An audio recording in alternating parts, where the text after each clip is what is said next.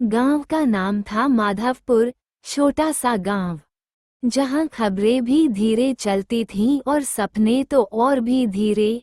इसी गांव में रहता था हरिहर, डाकघर का एक मामूली कर्मचारी। 30 साल से रोज सुबह साइकिल उठाता, डाक की थैली कंधे पर डालता और हर गली, हर दरवाजे तक चिट्ठियां पहुंचाता। लोग कहते थे, हरिहर तू तो खबरों का भगवान है। हरिहर मुस्कुरा देता, पर किसी को क्या पता था कि उसके अपने घर में बरसों से कोई खबर नहीं आई थी। एक पुराना पता, हरिहर की एक बेटी थी, सुमन। 15 साल पहले वो शहर पढ़ने गई थी और फिर वहीं की हो गई। शादी के बाद उसका पता बदला, नंबर बदले, जिंदगी बदल गई। बस हरिहर वही का वही रह गया। हर महीने वो सुमन के पुराने पते पर एक चिट्ठी लिखता। चिट्ठी में कुछ खास नहीं होता था, बस यही लिखा होता, बिटिया हम ठीक हैं, तू ठीक है ना। उस दिन कुछ अलग था। एक दिन हरिहर को शहर से आई एक चिट्ठी मिली। लिफाफा पीला था, ऊपर लाल स्याही में लिखा था, एड्रेस नॉट फाउंड।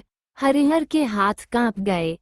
30 साल में पहली बार कोई चिट्ठी वापस लौटी थी। वह चुपचाप डाकघर के कोने में बैठ गया। उस दिन उसने किसी को चिट्ठी नहीं बांटी। रात का सच, रात को दिए की रोशनी में हरिहर ने फिर से वही चिट्ठी खोली। कागज पर सुमन का नाम था, पर पता नहीं था। उसी कागज को देखकर उसने पहली बार सोचा, मैं तो सबकी खबर पहुंचाता रहा, पर अपनी बेटी की खबर कभी ढूंढी ही नहीं। उसकी आंखों से एक बूंद गिरकर कागज पर फैल गई। अगली सुबह, अगले दिन हरिहर ने डाक की थैली नहीं उठाई। वो शहर जाने वाली पहली बस में बैठ गया। जेब में सिर्फ वही पुरानी चिट्ठी थी। पूरे शहर में वो हर गली, हर मोहल्ला पूछता रहा, क्या यहाँ सुमन रहती है? कोई नहीं जानता था। आखिरकार शाम ढलने से पहले एक छोटी सी बस्ती में एक औरत ने पूछा, आप हरिहर जी हैं? हरिहर चौंका। वह औरत रो पड़ी, मैं सुमन हूँ।